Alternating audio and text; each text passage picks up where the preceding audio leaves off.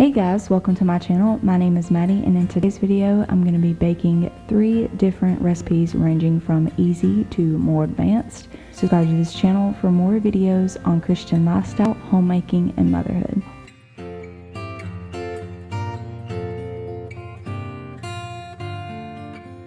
All 3 of these recipes will be linked in the description below. I, for the most part, follow them, but I do kind of change ingredients here and there based on what I have in my pantry.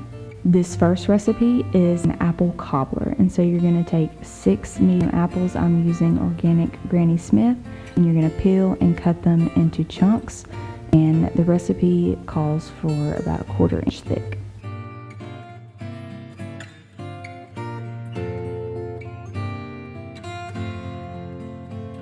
Then you're going to add a cup of water, a 1/3 cup of brown sugar, 1 tablespoon of cornstarch, and 1 tablespoon of lemon juice.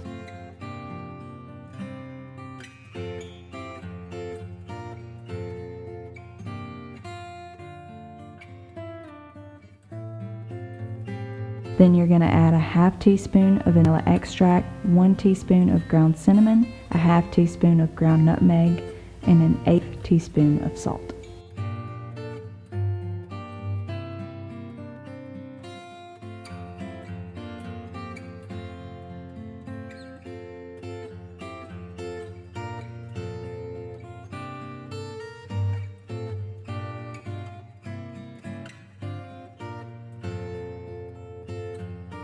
I stirred that up and then added the apples, stirred it again, and then cooked it on the stove on medium heat for about 5 minutes.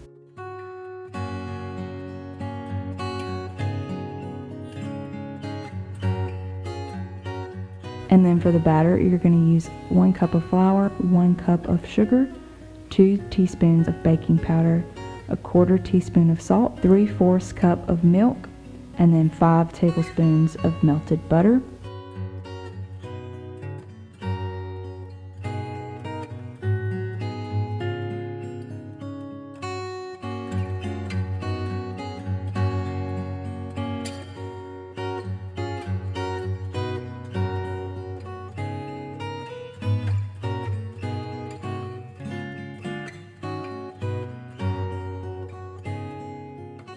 Grease your pan and then add the apple mixture and then pour the batter mixture on top, and you can either leave it how it is or you can stir it up a little bit. You just want to make sure that you don't mix the batter in with the apples. You want to make sure the batter stays on top, and if you desire you can sprinkle some cinnamon on top just for looks. And you'll bake this at 350 degrees Fahrenheit for 40 minutes.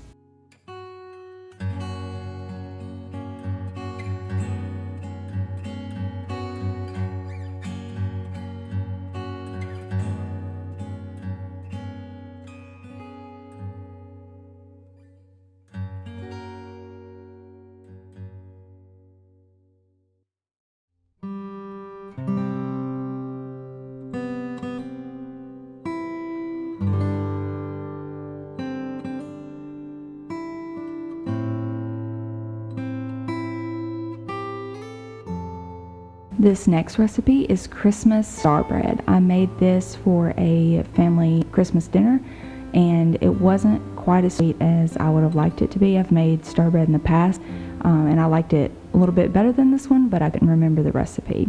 However, this was still good if you like bread that's not quite as sweet.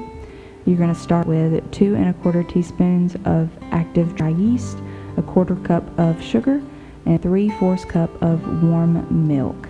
You don't want it to get any higher than 110 degrees because it will kill the yeast, but you want it to be somewhere between 105 and 110. And then you're going to add a 1/4 cup of warm water, again same temperature, a 1/4 cup of butter softened to room temperature. I use unsalted butter here, so I add more salt than it calls for in the recipe.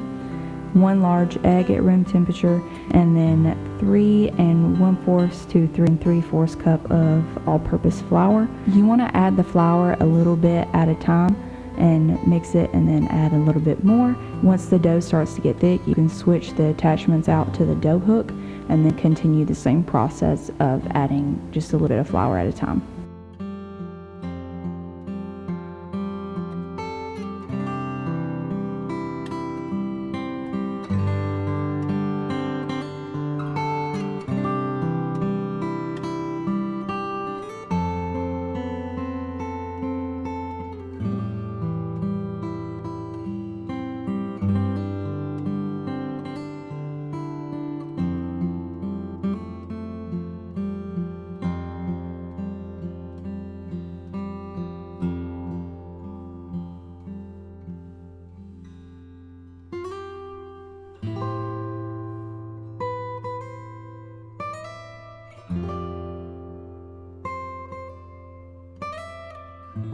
Grease a separate bowl, place the dough in there, cover it with plastic wrap, and then let it rest for at least an hour, preferably an hour and a half. Once it's risen and roughly doubled in size, punch it down, take it out, and divide it into 4 pieces, and then roll them into balls.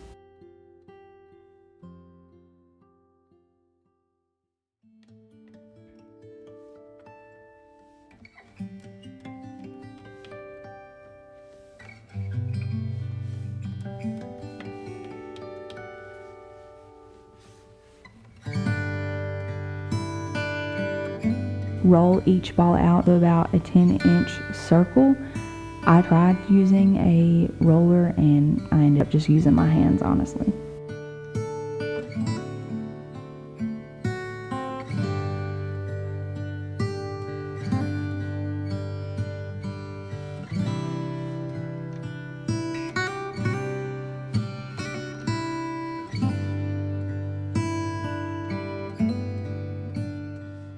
Once you get that first layer down, you're just going to spread your Nutella on top and then add your second 10-inch layer of dough, and then you repeat the process again, adding the Nutella and then placing another layer on top.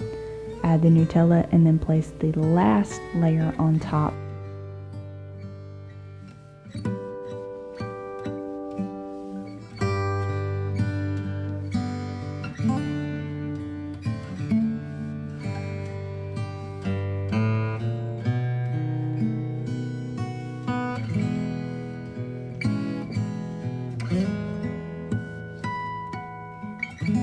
Take a cup or a bowl about 3 inches big and place it in the middle, and then start cutting your dough into 16 pieces. It's easiest to make them into eighths and then cut each one of those in half. Then you're going to start by grabbing 2 sections and twisting them apart from each other twice, and then pinch the ends really well so that the dough doesn't separate while it's baking. And then you just keep repeating this process until all 16 are twisted. Let the dough rest for about 20 minutes while you're preheating the oven at 375 degrees Fahrenheit.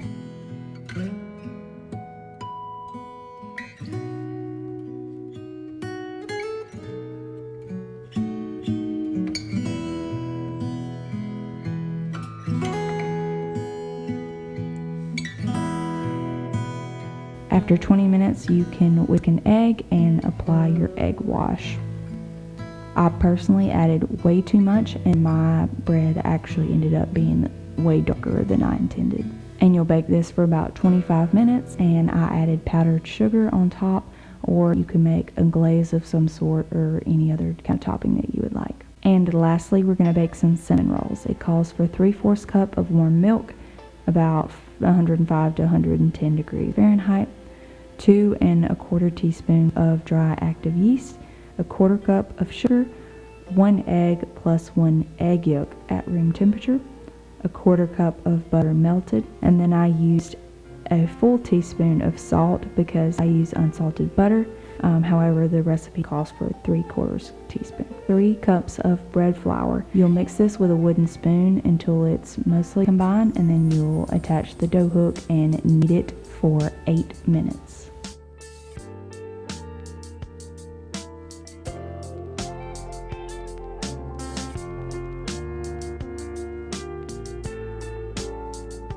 Grease a separate bowl, place the dough inside, and then cover it with plastic wrap and let it rest for about an hour and a half.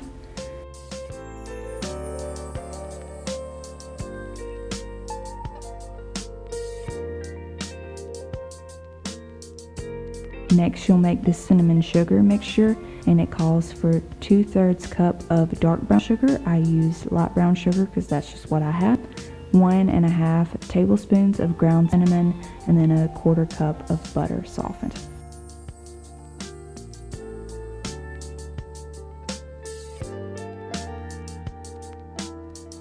Once your dough is risen, you'll roll it out into, the recipe calls for a 14 by 9 inch rectangle. I don't measure mine, and I just use my hands. However, on the side of the dough farthest away from you, you want to make sure you leave at least 1/4 inch margin on the far side so that when you roll the dough up, your cinnamon mixture isn't falling out the end and baking out, because then you lose all of that yummy cinnamon sugar goodness that makes a cinnamon roll.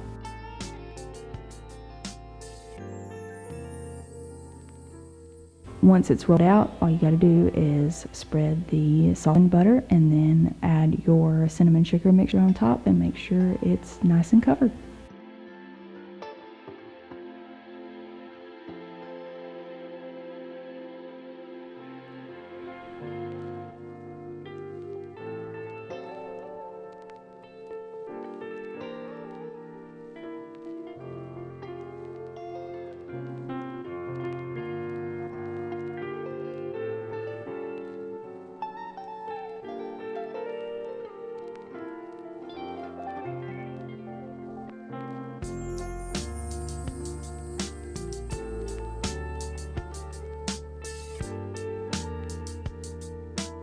Tightly roll the dough into a log and then cut it into 1-inch slices, and these are your cinnamon rolls. Put them in your greased pan, and I made these the night before. I prepared them the night before, and so at this stage I let them rest in the refrigerator overnight and then took it out the next morning and let them rest for about 30 minutes before baking. However, I think you can just wait 30 minutes in this part of the process if you want to bake them right away. Bake them at 350 degrees Fahrenheit for about 20 minutes. I left mine in for 25 and they turned out too done for my liking. They also came out a little bit wonky, but they still tasted really good. While that was cooling, I quickly made a quick glaze. I didn't use what the recipe calls for because I didn't have cream cheese. So I just made a quick, easy glaze. I used 1 cup of powdered sugar, a teaspoon of vanilla extract, and then just kept adding milk in a teaspoon at a time until I felt like it was the right consistency.